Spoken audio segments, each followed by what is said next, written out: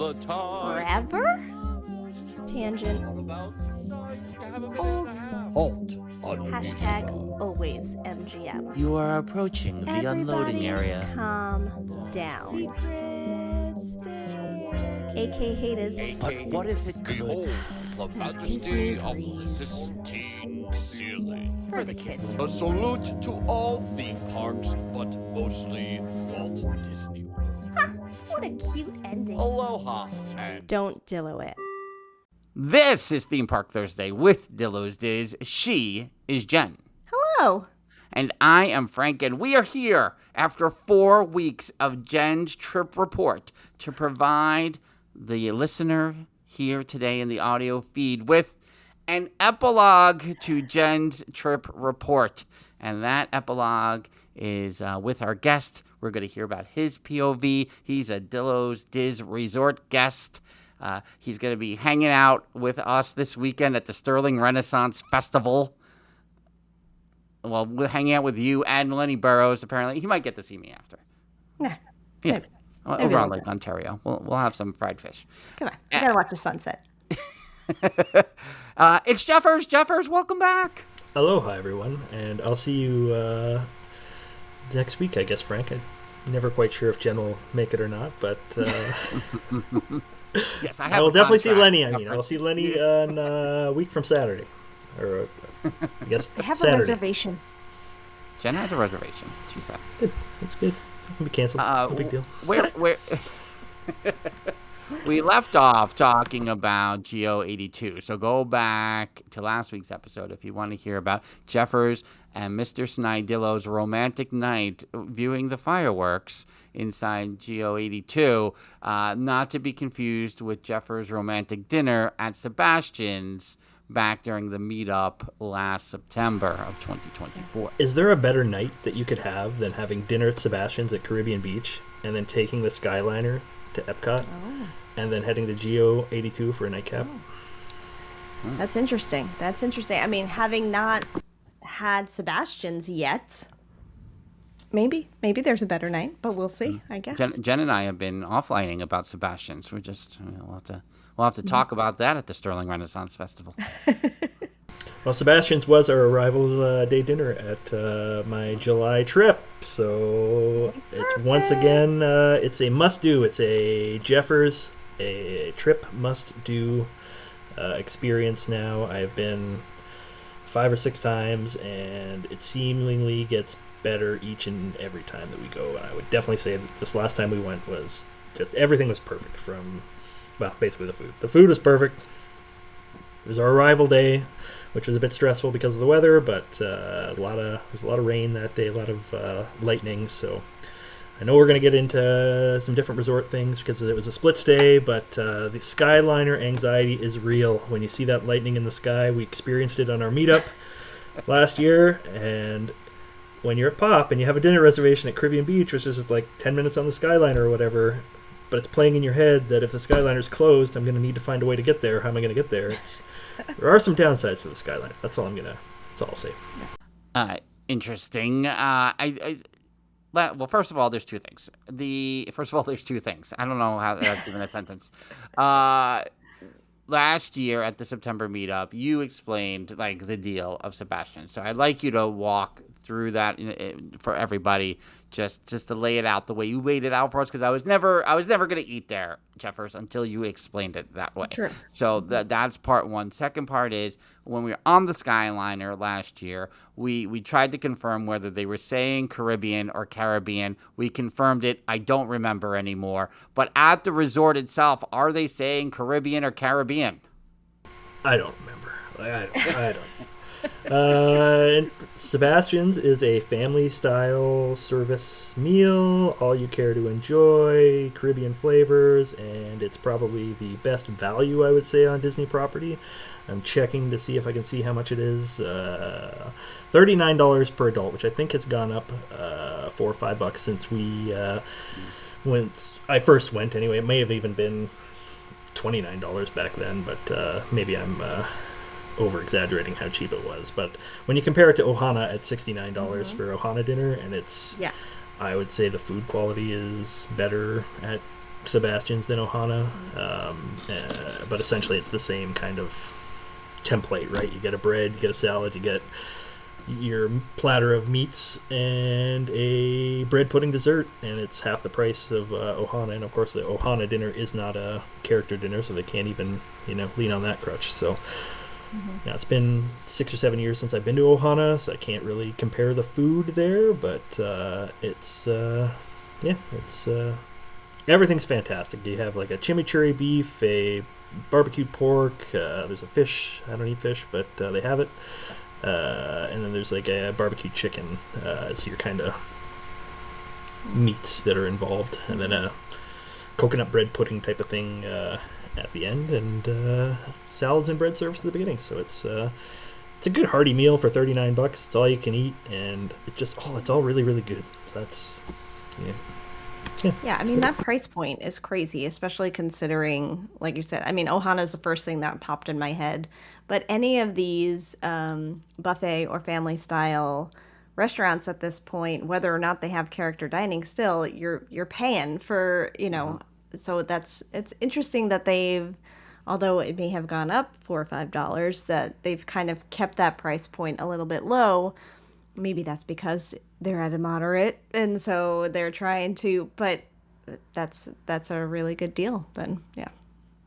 Yeah, that's a good point. That could be. It'd just be trying to pull people in, right? Like I could see if it was $60 a plate, people, we're not going to go all the way to Caribbean Beach just to spend $60 for some. Right. You can only eat so much. We also went to Whispering Canyon on this trip, which is similar kind of skillets all you care to enjoy, and the only reason we went there was really one, I'd always wanted to do it. It sounded like the kind of food that I would enjoy, but this being my one and only probably annual pass holder, we'll see, year, that was one of the restaurants that offered the 40% discount for the trip, and I came out of that one saying that I understand why people like it. It's a fun experience, but if the 40% discount hadn't been applied, then I would not have felt the value was there for that trip. I can look that one up too. These are all things that I should have looked up beforehand, but I think it was closer to $50 per person. So, and I don't know how you justify the price difference between those two. Yeah. So Lexi is saying that the bread pudding is usually there too because the Ohana chef worked at Sebastian's at some point. Interesting. Good to know. We'll get into the AP portion of the conversation in a little bit, where two people who refuse to buy APs, that's Jen and I, will try to convince Jeffers at the end of this episode to renew his own AP. I mean, in fairness, I don't refuse to we've had APs plenty of times. I don't refuse. I just go, oh, do I want to shell out the big price tag or just torture myself and try to find these $89 deals when I can instead? Really, what it boils down to at this point. It's like, well, what do I really need over the course of the 12 months? See, the key is to buy the first one, because then you get the renewal discount, which is sitting in my inbox right now, and it's $250 off, which makes it, when I priced out potential trip dates for next year and the pending meetup, it really worked out to, I think it was like a 5-day park hopper ticket and a 2-day park hopper ticket and the annual pass. And this is the speech that I'm, getting ready for Mrs. Jeffers, but, So why we Mrs. have Jeffers, to do it. I've been doing some math. But for you guys, for sure that you're going to be back over and over again, that you should just do it. And then just get that one time over, and then the renewal discount basically pays for, 4 renewal discounts is like 1 annual pass. Yeah. Nope. No. Sure. Disney math. Yeah. I would say at this point, I mean, not that I would have to look at it, right? Disneyland has now thrown me off, I feel like, is like, how will I really plan out trips in the future, considering the planner that I am, which is not a very good one. So the idea of would I try to get to Disneyland in the next, let's say I was thinking of buying one whenever that date starts, let's say it was in November to the following November. Is it possible I would try to get to Disneyland, even if it was just part of a California trip during that time? And I feel like that throws my stuff out of whack. I mean, everyone's like, shut up, Frank, about how much you're praising the Disneyland park. It is the 70th anniversary. I'm allowed. But I've been gushing a Everyone's lot saying about it. that, though. We keep Everybody. getting mail. Nobody. It's just me in my Nobody's head. saying that. Everyone's like, Nobody Frank, has you're said that. a little overexcited about Disneyland. Tone back. Dillo the aftermath a little bit, okay? You're allowed to be excited about the theme park you waited to see for 50 years. It's all right. Just fine. Fine. I feel validated. All right, Jeffers, you split your stay between Caribbean/Caribbean beach and the Polynesian. No, that's incorrect. That's not true. No, that's a lie. Jen, set it up, please. First of all, you already missed what he said. If you were listening to Jeffers, he said that Caribbean Beach was a quick 10-minute Skyliner ride from Pop. Because did he say that? You know what? That didn't penetrate into that. Was you guys are probably just talking to each other. I did. I did hear him say that, but it didn't equate to that is where he was staying. Jeffers, you were doing a split stay. We did do a split stay. Yeah, we spent when I booked this trip in January-ish. It's a whole long ordeal with flights and date switches and phone calls to Disney because I had pre-purchased Canadian resident discounted tickets for the other 3 members of my family who are not annual pass holders, and then a panic about flight prices, and then I found I was originally going to go in April. April flights kept going up in January, and at one point there was this cheap flights in July. And then I'm looking with my annual pass discount, and I'm like, oh, there's a Polynesian room. Spoiler alert. There's a Polynesian room for under $500 a night, which I've never seen before. Maybe we'll just lock that in for 3 nights and buy these flights. And the Pop's basically the same price as it was. So I had a 4-night Pop reservation with a 3-night Polynesian reservation. Because in my brain, I'm like, well, it's $1,000 less for the flights in July than it is for flights in April right now. So essentially, it's free to stay at the Polynesian. Again, sales pitch to Mrs. Jeffers in January when this was all happening. Now, 2 weeks later, were the flights in April the same price as the flights in July? Yes, they were. But at that point, I had phoned Disney to move my Canadian resident discounted tickets from April to July. Anyway, so that's how we ended up in July. That's a really long story. But yes, we did a split stay. It was originally booked for 4 nights at Pop Century and 3 nights at the Disney's Polynesian Resort. And as the days marched on, I thought back to my December trip with Mrs. Jeffers, where we spent a split stay of 3 nights at the Caribbean Beach Resort. No, excuse me, 4 nights at the Caribbean Beach Resort and 3 nights at Port Orleans French Quarter. And I thought, that 3 nights at Port Orleans French Quarter really went by quickly on the second half of the split stay. So you start doing some math. And you say, what's another couple $100 in the grand scheme of life? And so at some point, I switched it from a 4-pop, 3-poly to a 3-pop, 4 nights at the Polynesian Resort, and I was very happy in the long run that we did that. Could I have been happy with 4 and 4 or 5 and 5? Absolutely, but that's where we ended up, was 3 and 4. But I will say, on a split stay, I would always book my second half of the trip as the longer half, regardless of what resorts you're doing, if you can do it. I mean, maybe on a split stay you'd have a shorter deluxe stay, so maybe you'd want to finish up at a deluxe versus a value resort. But when we did it in December, those 3 days, and the 3 days at Pop went by really, really quick. It's arrival day, and then you got 2 days essentially, and then you're moving resorts. So I really like the split stay, but not that anybody's asking me for my advice, but if you were to do it, 3 and 4. We're all asking for your advice, Jeffers. And this was your first time at the Polynesian, Mrs. Jeffers' first time at Pop and Poly? Is that correct? Yep, that's correct. So Mrs. Jeffers had only stayed at she'd been at Beach Club, Caribbean Beach, and French Quarter before, so this was 2 new resorts for her. You see, I was confusing the split stay at the anniversary with What are you Caribbean doing? / Caribbean You're with the just split digging into stay. I one just more. conflated the Don't two. even. I You could have I could totally understand that. It's it's hard to keep all the trips straight. So yeah. Jeffers, you were man on the scene for the final day of the Rivers of America and Tom Sawyer's Island. You were in the Magic Kingdom for that epic event, not to be confused with Epic Universe. Mm-hmm. As what was the vibe? What was the energy that day? Like, who did you talk to about it? Did you engage with a lot of people who were experiencing it for the last time? Like, just I know you were gathering crowds to address your own feelings about it. How did that go?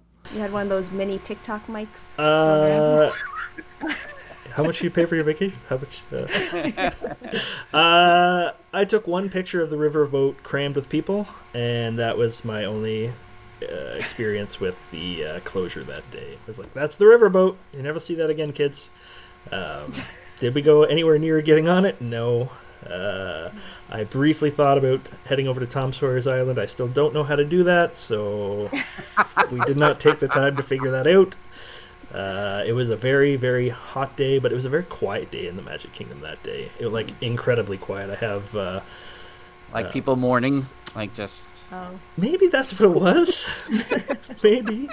But I have video when we were heading through Fantasyland because Captain Hook and Smee were wandering through Fantasyland, just the two of them, with a few smattering people around them, and this was at 9:40 in the morning when it's normally just any other time I've been there, it was it's a sea of people at that point of the day. I've never seen it quiet like that in the morning walking through Fantasyland, and to see a couple of characters just wandering about, it was wild. So I think Jen had mentioned on one of her 7 trip reports just how quiet the park seemed, and I can confirm that as well. And there was a lot of little things going on like that. Characters out and about. When I was on the People Mover, we saw Stitch just walking around Tomorrowland, Tomorrowland. If The L was out on the sign. yeah, I probably shouldn't. You can edit all this out of the podcast, but I don't want to be that guy. Let's see, the Bad show Disney. I have a picture of the Tomorrowland sign when I went over on Wednesday night, and it's tomorrow. The A is out, or sorry, the L is out, and then and is illuminated. So tomorrow and is my. Anyway, back to how quiet it was at the Magic Kingdom. So we did have Lightning Lane, and I tapped into Lightning Lane at Pirates of the Caribbean, and we walked around the corner, and standing up in the corner was a live actor Jack Sparrow, which I just completely stopped me in my tracks. I never thought or seen anything like this. Johnny Depp. Is this Johnny Depp? I think it was Johnny Depp, but just a cool experience overall. I don't know if that has something to do with how quiet it was. That they we can pull some people out and actually do some things, but there's little things like that throughout the whole trip that really showed how quiet the parks were, and just how fun it was. I don't know. It's interesting though that on the quiet days you're seeing all the characters kind of roam. Do it all the time. Do it. I'm not here to gush about Disneyland. Oh. But Troy was in the chat for a little while here because we're recording 2 episodes at the same time. But he just came back from Disneyland. Go listen to the Disney Assembled podcast. But a lot of his pictures that he was dropping in our one-channel Discord associated with DillosDisResort.com were of characters in the wild, basically. And he had Mary Poppins and Bird on the carousel. I'm like, we need these things in our life, and whatever the vibe is in California that is not equating to the vibe that is happening, it is a different ball game with the character. It is old school characters, meet and greets out in Disneyland. We need more of it. Yep. It's I've been to the parks a few times now, and I don't generally get all gushy over characters. I'm not a meet and greet guy. I'm not a character huggy guy, really. But that was pretty cool. And then we had one other experience on our final day there, where we headed over to Magic Kingdom late after our breakfast, and poor Frank killed me because I didn't yes-and it. But we were walking through Adventureland on the way to cut through to get over to Tiana's, and there was a cast member there, Jungle Cruise cast member, and she's like, "Hey, can you show me the way, or can you tell me where the Jungle Cruise is?"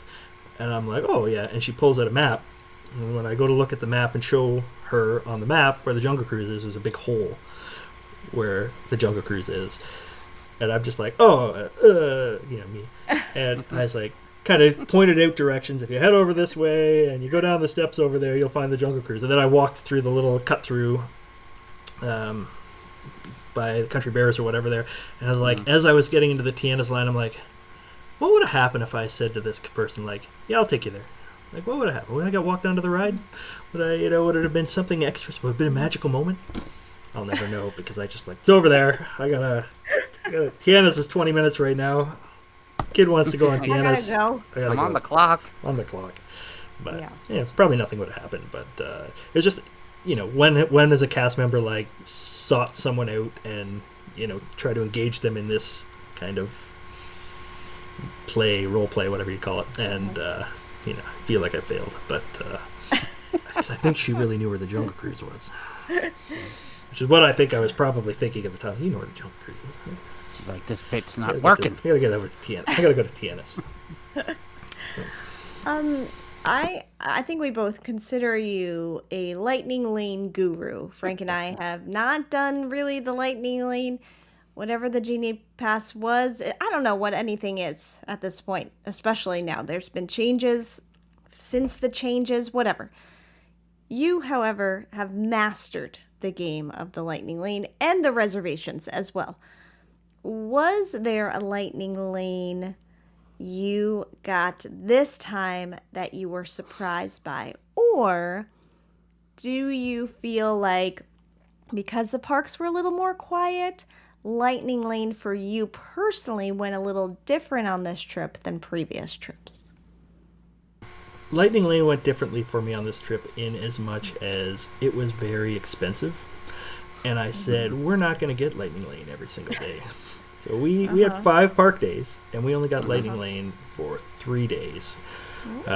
So we front-loaded our, as part of our split stay, I think I kind of planned, I wanted a lot more time at the Poly, so we planned a full resort day at the Poly where we didn't go to the parks at all. And then our last day was basically just a part of a park day. We're barely there at all, except for the little bit of time we were at Epcot in the evening.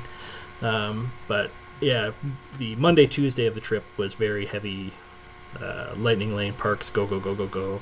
And then Thursday, which was the day after our full resort day, was the other lightning lane day, which we split between Studios and Magic Kingdom. So there's a lot of stacking involved, and but yeah, I think a big change for this trip was just not accepting the price and saying it's too expensive. We're not getting it every day just for the sake of, it's $15, throw it on there, right? But there were days the Magic Kingdom was $35 per person per day. So we said, and not much cheaper for Studios or Epcot.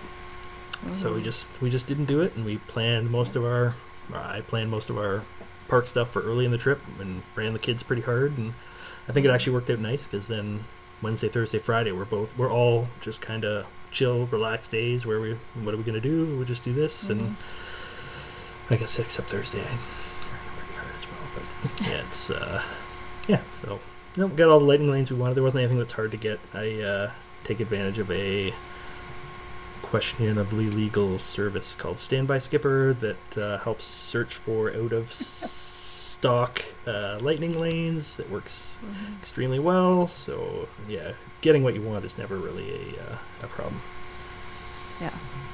Not a paid I advertisement. see Lewis was calling me out for saying Genie Pass instead of Genie Plus, so maybe that can be my own little malaprop here. But we know what I'm talking about: Lightning Lane, Genie Plus, electric cars. I don't know. It just is, I'll figure it out Fast eventually. pass. I'm here to get mad at Lewis for you all know that the more people are standing in line waiting for characters, there are less of them getting in your way. You mean like because they're not in line for attractions or they're not blocking your area in the park? Because let me tell you something, Lewis. Oh. I don't need cues for these characters. You have a character out in the wild. A group forms around the person. It doesn't go 20 people deep. Then it blocks your path anywhere. It is a group around you, and people decide whether or not they think they can finagle their way into the group. Yeah. Now, is the character safety in question if we're talking about Walt Disney World? Probably, but not in Disneyland. But if you have that group of guests around you, and that's it, and then you just walk by, and no, because the queues are detrimental for the character experience. You want to have like the Epcot situation with you can get a lightning lane for that character meet and greet because you can do a walkthrough and the whole thing. Fine, you can have one of those, but this idea of like a singular character has to be in a spot with a queue. Come on, walk around. Frank's angry because his New York accent's coming out with a singular. It's 10 o'clock.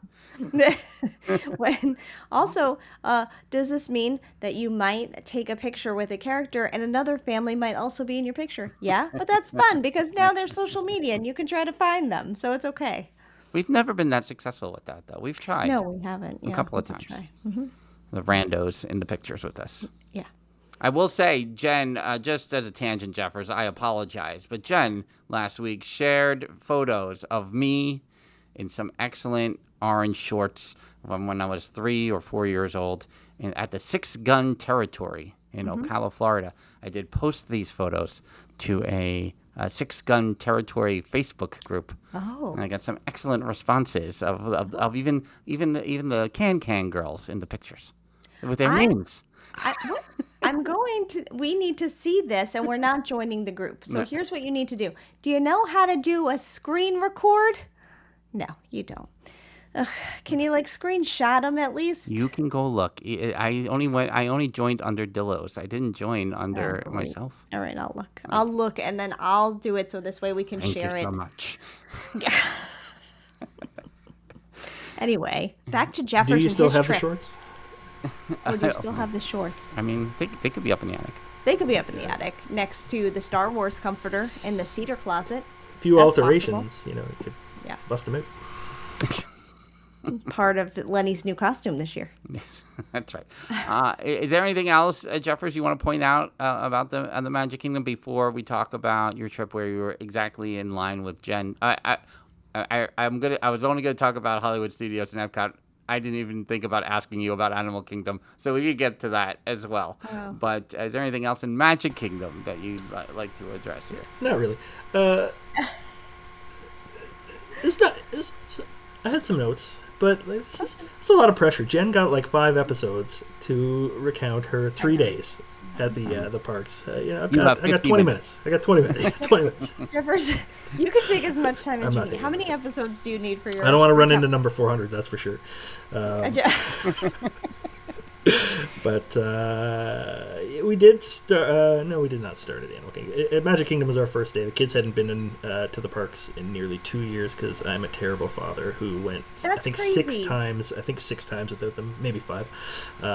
Which everyone at work and everyone I run into in my personal life I've become the without them. Disney again without them. I'm like, yeah. Right. It's a unique set of circumstances, is what I say. It won't happen When was your again. beach club trip? Pardon me? When was your beach club trip? That was 2023. What So, is time? yeah, all of what? 20, yeah. That's crazy. Yeah, so it did Frank freeze? But oh no, he's just he's sitting there. there. I was listening. But so yeah, I felt it was we should probably take him to Magic Kingdom the first day. But so we did Magic Kingdom and Epcot on the first day because the 14-year-old's favorite ride is Guardians, of course.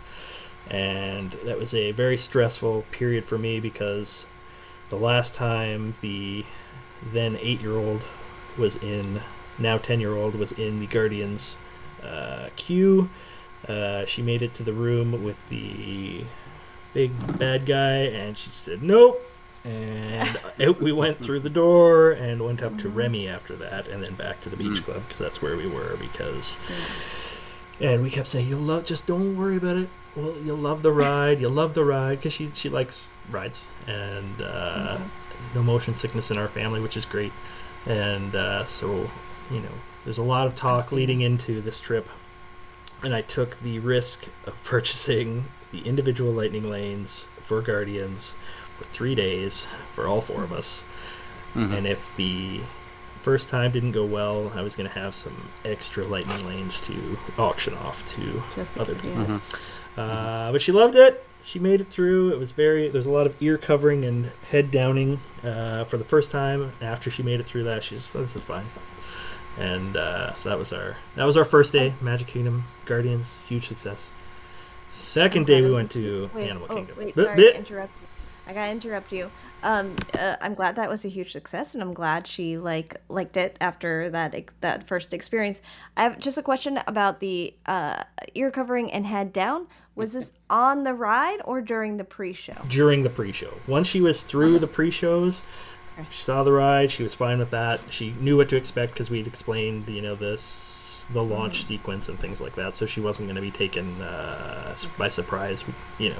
Very smooth ride. Does go backwards. Explained all that, but she just she went to she's 10 years old. She went to her first movie this year. She went to How to Train Your Dragon. She gets very scared by any type of bad guy media type of thing. So again, when she was 8 and she walked in and saw that guy, and so it was. No, that makes sense. I got a little nauseous thinking of putting my head down on Guardians, going, oh god, and then I would probably be tossed around. I don't know how that would go. I closed my eyes, but so I was just trying to clarify that. I think you should try it again. It's so smooth. You wouldn't. Oh, should I? Yeah, I think maybe you kept your eyes open too much last time. I think that was probably. If you just close your eyes. At all. As soon as I was like, "What's happening?" And that was it. Anyway. Sorry. So then day 2. If the relief band works for me on this cruise, the next step is Jen using it on Guardians.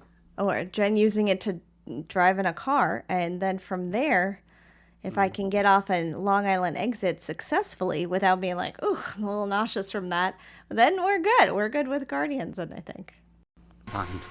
So I knew you guys would ask me about this. Day 2 was Animal Kingdom start. Fast forward to the end because everybody want to know when we left. 12:37 is when we paid the bill at Tiffin's. So that was, again, one of those included with the 40% discount. Another restaurant that I could not justify the cost if we did not have the hefty discount because it was a lot of money. I would not go there. I think that's 8 minutes earlier than Jen, right? Jen, But if he was paying the bill, he wasn't walking out at 12:45. Well, that was the next stop. So. We didn't do anything after that.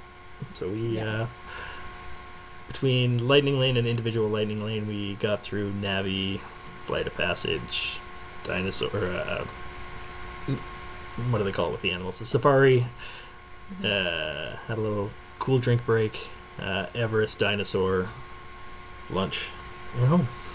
No, Two dinosaur? Oh yeah, we did Dinosaur, yep. Squeeze it in. But 2 dinosaurs? No, just one dinosaur. One. Remember last September when everyone was like, "We gotta go on Dinosaur for the last time"? We're still experiencing. I get so confused every time I see people and I'm like, "Oh, it's still open," and then I'm in there and I'm like, "Oh, it's still here. What's happening? I thought it closed like 2 years ago. What's going on?" Because Jen, you didn't go on it for the last time when you were just there. I did not. You could have went without the kids or without. 10-year-old even experienced the dig site. Well, the 14-year-old and I were on Everest. Mrs. Jeffers took the 10-year-old to the dig site, and she did some climbing. So we did it all except the shows and the trails. And have you done the shows before? We haven't. I think Mrs. Jeffers and I saw the Nemo show on our honeymoon, but haven't been back since then. Both the kids have seen the Lion King show, and they don't need to see the Lion King show again. Have you done the Art of Animation experience? Art of Animation, not Art of Animation. It's not the resort. I have a lot of malaprops. You are. After It 10 is after p.m. 10 o'clock. We tried on our last trip, but we got out there after the half an hour train ride, and it was full.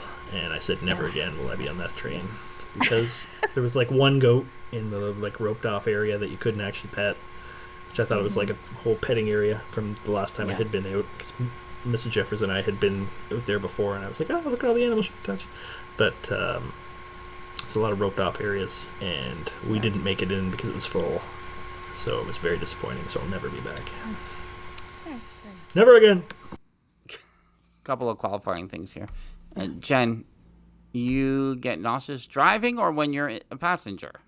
I get nauseous as a passenger. I get more nauseous in the back seat. Right. Driving, however, at certain exits, I now find I have to like keep my eyes a certain way as I'm like making like a big bend to be like, ooh, and I'm just keeping my eyes a certain way before I. That's fine. That's safe, guys. It's fine.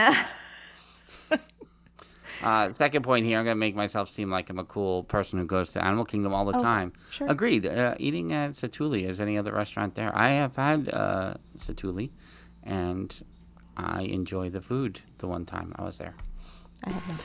So I had read so many things about the Tiffin's signature burger. Tiffin's signature burger. Tiffin. It was a very, very, very, very good hamburger. Yeah. But of course, she asked, the waitress asked me, she said, well, do you want the prefix? And I said, okay, well, what comes with that? And she's, you get a choice of our non-alcoholic drink. You get the burger. And we'll bring you a dessert. You don't get to pick. Like, it's just a standard dessert. I was like, this is the worst prefix meal. For whatever it was, I don't even know what the price was. But, of course, I said yes, because she offered it. And I didn't want to argue with her. So, yeah, that sounds like, well, it was a very stressful dining experience because I was a little worried about the 10-year-old eating here. It's a lot of flavors that I wasn't sure she'd enjoy. So I'm trying to explain to the waitress, I'm like, she'll eat a steak. Like, I don't care about paying the adult meal price. And she thought that we're like, because she said something like, well, you're getting 40% off. And I was like, I know. I don't care. I just want it to be plain. Because I started explaining, like, you know how some restaurants, like, you do, like, a kid's meal, but it's an adult portion, they get charged that. Like, that's fine. I just want it to be plain. And, like, I made it overcomplicated, basically, for this poor waitress. You taking the blame for her mouthing off to you? She didn't mouth off. No, that was how I received it. She was very polite. This is how it made me feel, because I felt like I made her job way harder than it had to be. She was lovely. She was perfect. You asked for a steak. Cast compliment worthy. You were just like, can I have a steak? And you're like, I made her job so hard. Because of the way I was explaining. I went into this story, but like, I've read on the Facebook that if your kid's picky, that you can get chicken fingers, but it's an adult charge. I don't care about that. Just, she'll eat a steak, but your steak has stuff on it. And she's like, you want a steak with nothing on it? I'm like, I want a steak with nothing on it. That's no problem. That's basically it. You realize it's 40%. I don't. Yeah, that's it. She's like, well, it's 40% off. I'm like, I'm not asking for the kid. I think she was thinking I was asking for the kids. Yeah, exactly. I will pay double for the steak. Pretty much. I'm sorry to put you out. I just. Yeah. Just charge 2 steaks. Just bring everybody a steak. I don't care. Val is sad hearing this limited AK usage / show attendance. AK's got to do something. It was really hot. Like, really hot. Well, of course it was. Of course it was. One, it's so hot there. It's so hot with the humidity. It was And really walking hot. to that bus stop? Whew. There was a day I sent a picture to somebody back home that was the real feel of 115, and that's American, of course. You can't just sell me Pandora at night for me to stay there all day. You can't. No. Well, we gave up our deluxe perk of the extended evening hours on Wednesday night to spend the night with the Dillos. We could have gone to the Animal Kingdom until 8 p.m. I was going to say, what was that, 4? 8 p.m. Extended hours. So late. 8 p.m. I would like to apologize. I didn't realize this, and if I feel bad that I stopped you guys from going to extended hours at AK. And also, I would like to ask, was it only one night of your entire trip that you could have done this? That is correct. AK, why are you not offering extended hours more than one night in a 7-night trip? Well, the extended evening hours for deluxe guests are normally offered between Epcot and the Magic Kingdom. But for some strange reason, for this very short period of time in July to, I think, right about now, they swapped. And they do it when the parties are on, like for when the Not So Scary's on and the Very Merry Christmas parties are on. They swap that Magic Kingdom night usually to Animal Kingdom. To be that deluxe perk, which again is 8 p.m. 8 p.m. Hey, Johnny, how many people took us up on that extended hours that Animal Kingdom offer? Nobody. It's not dark at 8 p.m., so there's no... in July. Yeah. We went in... The park itself was open, I think, till 9 p.m. when we were there in December. Wasn't, because we weren't in a deluxe resort, it wasn't a special night, or maybe it was open till 8, whatever, it doesn't matter. But, so we got to see the lights when Mrs. Jeffers and I were there on our anniversary trip, which was very cool. But there's no ability to do that in July, because 8 o'clock, the sun is still high in the sky. But yeah, thanks for ruining our night. That's great. Shit, no big deal. My apologies. See, the original... only night. The other factor of why I moved my third date, or date to 4 days at the Poly for the deluxe resort, was I assumed right up until the time they changed it that Wednesday night was going to be a Magic Kingdom extended evening hours until I think it's 11 o'clock at night, or it might be 1 o'clock, I don't know, but I think it's 11. No, maybe it's 1, and it doesn't matter. It's late. And I was like, okay, that's cool. You know, we'll be the only ones because we're deluxe resort. We're super cool. And but of course they switched that. Like, I think we found that out in May or June that they were switching that for July. And I was very disappointed. At that point, I was able to book this night Dillos in for dinner. So Yeah, I am I was just able to fit ruining them your in. trip left and right. Yeah, trip ruiner. Yeah, in the chat, I think they're mocking us when they put this in all caps, but it says, it is glorious during those hours at Animal Kingdom. Do they mean the after hours parties during those hours? It is glorious. The park, what? It is glorious. What? It is glorious during those hours. Is it the after hours or what hours of the day is it glorious? All hours, of course. From 1 p.m. until, like, because we leave at 12:45. So are you saying from 1 until 6, 1 until 8? What? You gotta elaborate on that, because if it's that humid, it's just humid in the Animal Kingdom. That doesn't go away. Is it glorious because the crowds are smaller during those hours? I mean, I'm just hating the delay. he hates the Riverside delay. I'm not going to feed into the AK hating stuff, but the extended Who hates it? Nobody's hating. We don't hate it. We are fine. But the deluxe evening resort doesn't include the safari because the animals are in bed. Doesn't include the walking trails because the animals are in bed. The shows I don't believe run because the animals are in bed.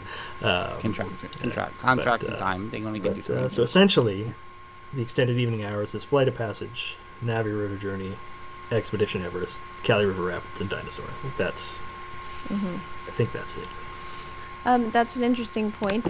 Frank, you're saying the shows are because of the contracts. Yeah. I always think about that at studios too, with like the Frozen show. I'm like, oh man, I wish like the last show wasn't at 5 o'clock or whatever it is. And I was like, I wish they kind of like went later on into the night.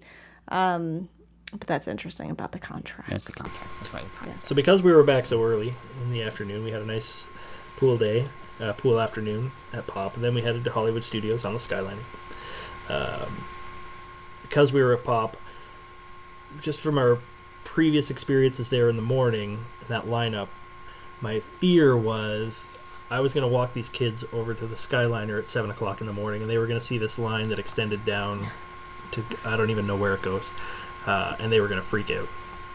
So I planned both of my mornings at non-Skyliner resorts, so that we come back to our afternoon break, and then when the Skyliner's completely empty in the afternoon, Skyliner over to Epcot, Skyliner over to Hollywood Studios. So we did the Animal Kingdom in the morning, went over to Hollywood Studios.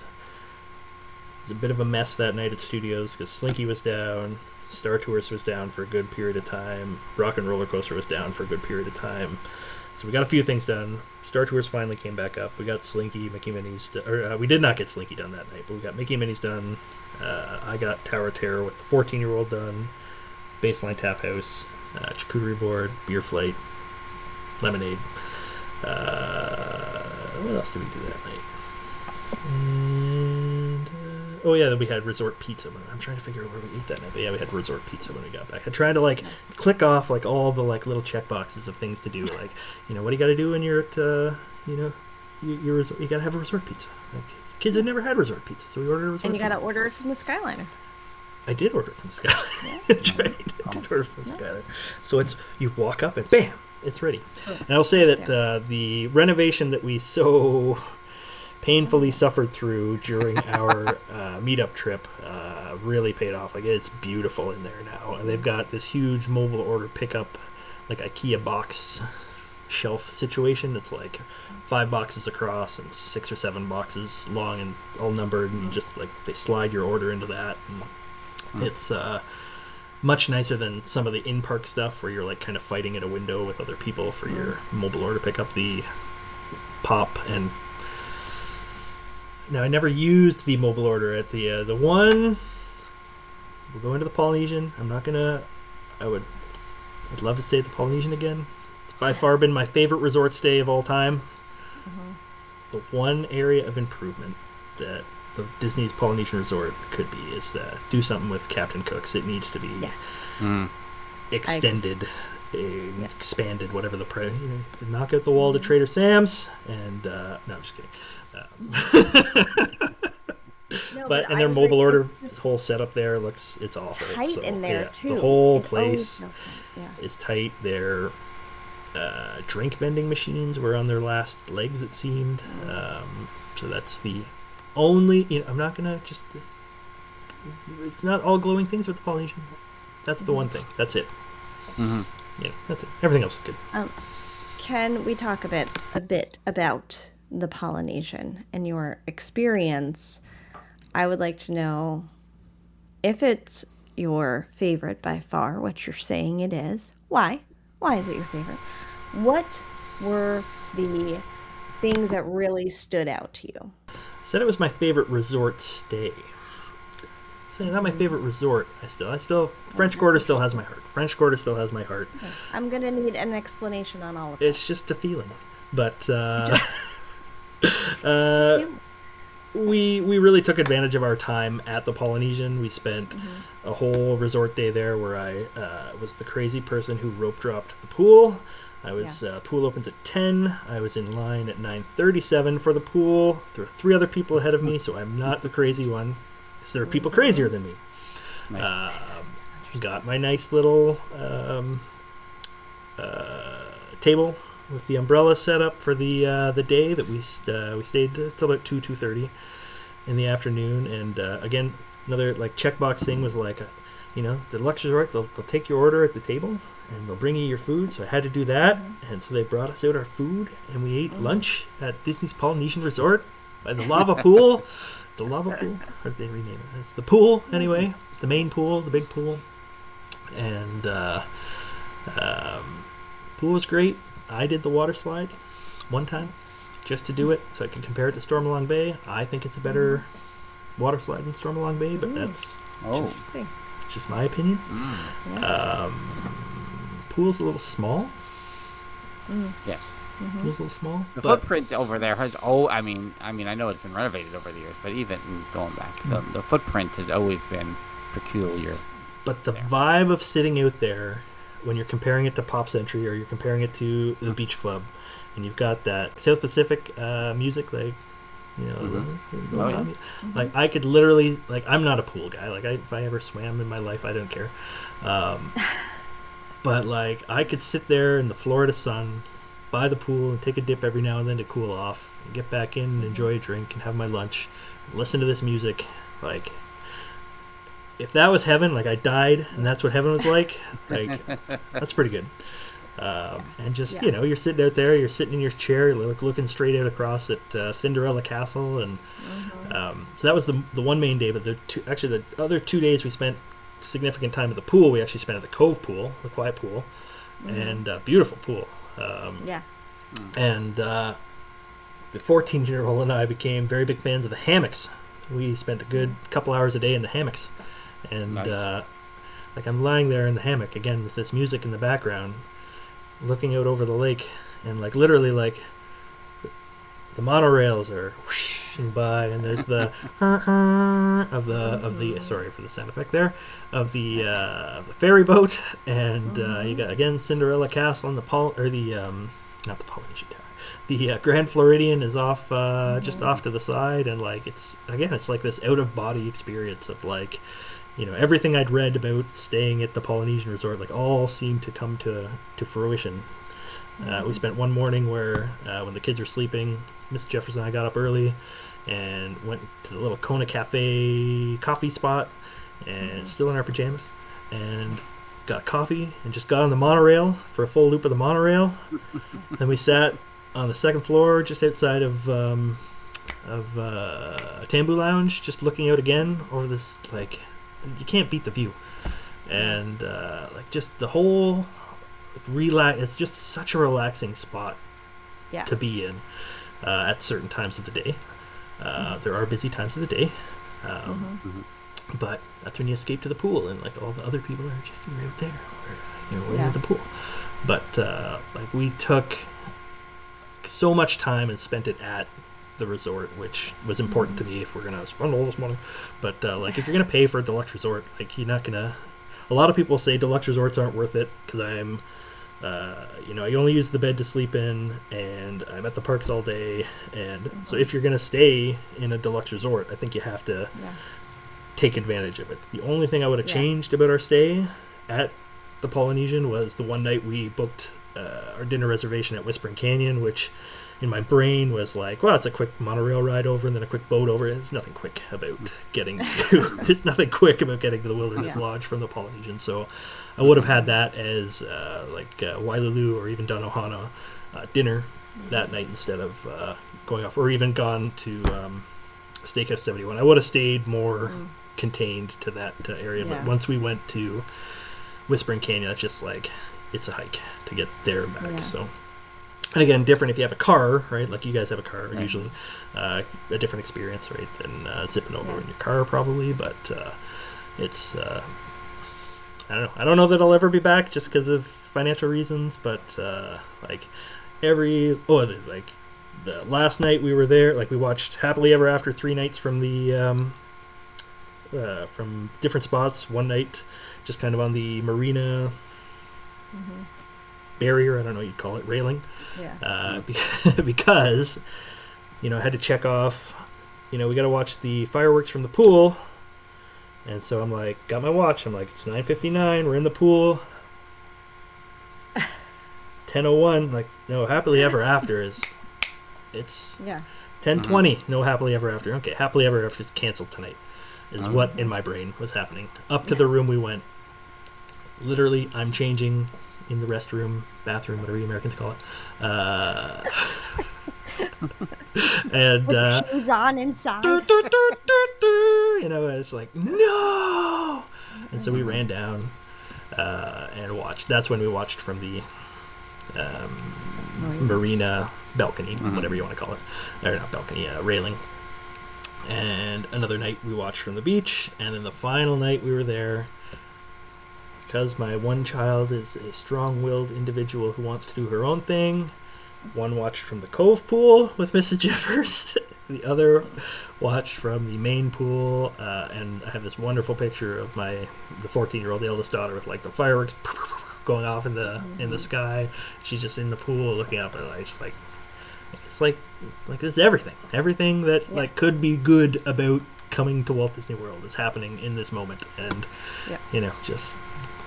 It was amazing. Like, I want to go. It's the power of the Poly. It's the power of the Poly. The Poly. I was so worried. It's the Dillo your expectations. I was so worried that I had put this place on a pedestal and that it couldn't, live up to its hype, and it lived up to its hype. So good job, Polynesian. Yeah. That's pretty good. That's pretty good. That's about it.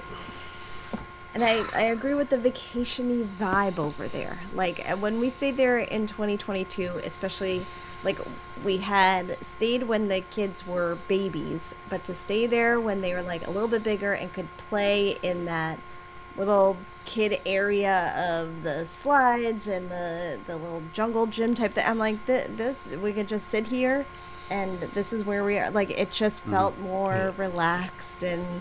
But, I mean, the Polynesian has always, for Dillos, felt like you walk into there, you're like, all right, yeah, I'm good. Everything is fine in the world. So that Wednesday, there was the resort day, which was, I believe, this might have been my memory playing tricks on me, but I believe that was the pajama monorail day as well. Maybe not. I think it must have been.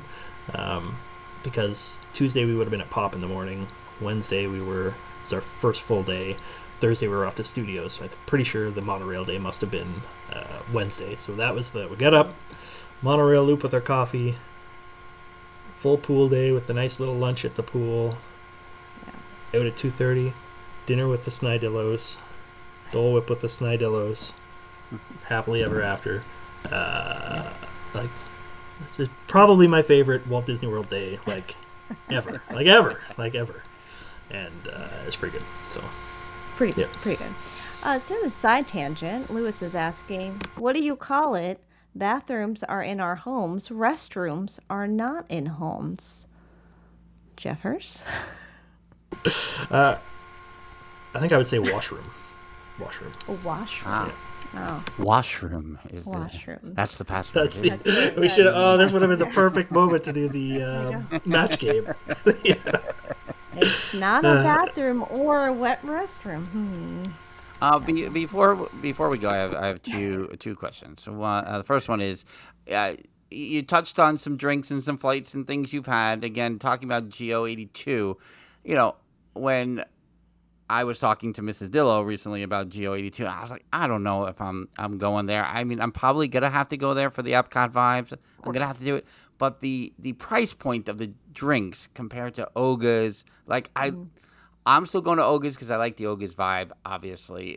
But I do like a couple of the drinks there. And then other places similar, am I going to the... I just lost the name of it. Is it worth it? Is that what you're getting at? Is it worth it? Is it worth it? Is the price worth it? I think it's worth it. Compared to other places, I think you get a pretty standard pre-mixed juicy cocktail for $18 everywhere on property. It's $18. Mm-hmm. Yeah, it's $10 more at GO82, but the best I get, I wish I had the pictures and I could show you, but my clarified New York sour, whatever it is, had this thin layer of red something on the top, and explained to me what it was at the time. I'm like, oh yeah, that's pretty cool. But you could tell that it was a quality made, a real bartender made this. This wasn't them reaching under the refrigerator at Oga's and pouring in and then throwing in a dry ice or whatever.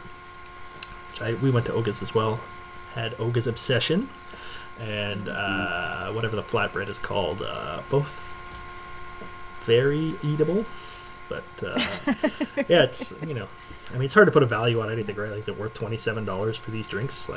It's hard to look at someone and say yes, that's a $27 drink, but it's what it costs. And if you, if you're comparing it to a $17 thing that they're when we were at Food and Wine in December, I got a little shot glass slushy that was $12, and am I happier to pay $27 for this professionally made drink, or 12? I'll take that one. I'm just not going to have 4 of them. So I would highly recommend everybody go to it at least once. Yeah, and you have the imprinted ice, always a plus. You get a little lavender towel upon arrival. Well, and I think what after Jen and I did the Epcot episode of her trip report is that how the Epcot vibes are slow. We're overlooking really how the Epcot vibes are sneaking back into the park, and Yeah. pricey drinks or not, at least it's acknowledging this history too. So just like I wanted to go to the Space 220 last September, it's like, no, I want to go for the Epcot vibes. So same idea. The real question for that number one there, Jeffers, for you really was, can I have a steak with nothing on it? You can have a steak with it, yeah, absolutely. Yeah.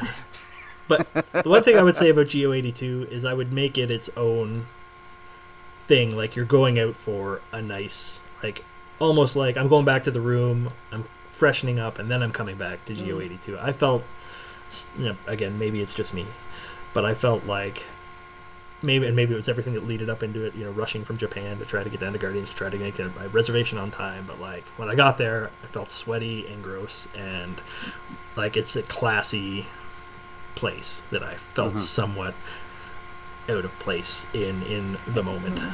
Just all in my own brain, nothing that anyone did or said or made. Like, the servers obviously didn't make us feel that way, like, oh, what are you guys doing here? But in my brain they did. But people used to worry about that in the World Showcase restaurants there. Oh, like, yeah. oh, you gotta dress up a little, nice. and dress nice. Not anymore. Yeah, so I think like for your own personal experience, like to make it just that level up, I think like we're going to GO82 tonight, so we got to go back to the room and get all tidied up, and we'll make a night out of it. And I don't know, you want to feel a certain way if you're spending $27 for a drink. I guess I think that's what it is. Then Lewis is asking quickly, for GO82, do you feel like you could feel disappointed in the view? I mean, everybody's got a different, like, Everybody's got opinions. well, no, you know what I mean, right? Like, people go into, have a natural tendency based on their own personality of, like, an expectation, like, dilloing aside, right? Like, some people will just see a price of something and say, well, it's got to meet this certain level, or I'm going to be, or you can go into it like, I'm going to enjoy this. And maybe it was the company, and maybe it was the experience with the wait staff that I didn't even think about the cost of anything, because it was such a good time that, I guess if the servers were indifferent and you were, feel like I was saying at Ohana, where you feel like you're being pushed through, would I have walked out of that place and gone, ooh, that, if they'd said, no, your 45 minutes are up, skedaddle, would I have, walked out and gone, I don't need to go back there again. But now I'm, it was such a good experience, and the service was so high. I kind of think of like Troy telling us about his experiences at the is it D23 Institute? What is the Disney Institute? And like just the way they treated the people going there. I'm like, this is what Disney is capable of, right? And it's really disappointing when you don't have that everywhere you go. And I guess when you're paying what you're paying at GO82, it's fair to expect that level of service. And when it came through, I think it just... So could you be disappointed? I think some people could walk in and go, the servers had an off night, and it's crazy expensive, and we didn't get to see the fireworks. And so to answer Lewis's question, I think, yes, you could. But yeah, I think he was comparing it to like Space 220 when, there are certain tables in Space 220 where you have great views of what's going on. In comparison. Well, so it's... Do you think there's a bad seat in the house? I don't think so, because if I remember correctly, it was like similar to Space 220 in that it's layered, right? Like there's a step down. Now we had seats probably to the far end, like there's nobody beside us. So we were at the very end, which you'd think in a place like that you'd want to be in the middle, but I would say that we had just as good a seats as anybody else. So, and I assume that because you're up, you'd be looking over, and the windows were super high, so I don't think fireworks are in the sky. So I don't think there's a bad spot. Like if you compare it to, I haven't been in the,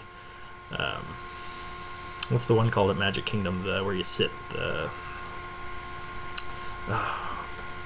royal table, or the... No, there's a fireworks dessert party. I'm just trying to think of the little area that near the purple wall there. What's that called? Yes.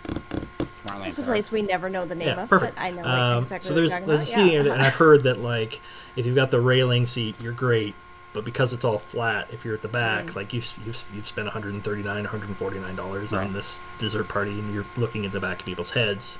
Where at GO82, you're raised up, and it's tiered, I guess is the word.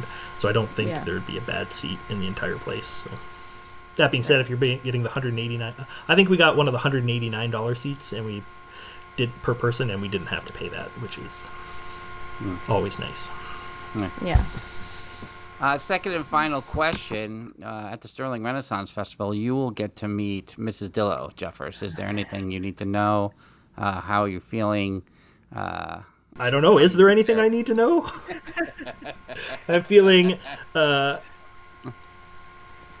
I wasn't prepared for the anxiety that Ash was going to cause me with her personality.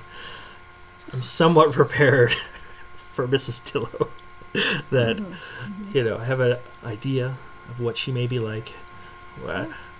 My guard is not my guard, but my preparation is more up. I think I'm working on some things to say. I showed up at GO82 just wanting to sit down and have a drink, whereas walking into the Sterling Renaissance Festival, I can go in with a game plan. I'm going with the game plan. And I can hide behind Mr. Snidillo, I believe, which is what I did at GO82. So if we look at it that way, Ash was actually preparation for Mrs. Dillo, excuse me. Yeah, there you go. Yeah. All right. Yeah, it's going to be good. All right. Well, that will... That's if they show up. Officially, yeah. Well, there's always a chance. Which will be fine, because it went fine last year. It went fine last year without them. It's fine. It's fine. Yeah, it's fine. Everything's no big great. deal. It's great. It was fine. It's fine. Well, that will wrap things up here officially for Jen's Trip Report. This was the epilogue. When's my next episode? Jeffers Trip Report. When's my next episode? Well, because I know where you're going right after the Sterling Renaissance Festival. You might be in the early 400s, Jeffers. You'll be back. You'll be back. Soon you'll see. There's I don't know. I shouldn't say this out loud, but the kids were doing their own dance to "You'll Be Back" from Hamilton yesterday, and I didn't realize that those were the moves associated with "You'll Be Back" and the da da. No, they have created their own moves. There's a whole little. Maybe Jeffers, we can talk about it. Oh, you'll see it at the Renaissance Festival. Yeah. Thanks for hanging with us here. We were recording 2 episodes back to back while we all got a little punchy here at the end, but we will have another guest lined up for the next episode of Theme Park Thursday with Dillos Diz. It's not you, Jeffers. 2 steps back. Until next time, he's Jeffers. Aloha. She's Jen. I'm Frank. Bye-bye. Deuces.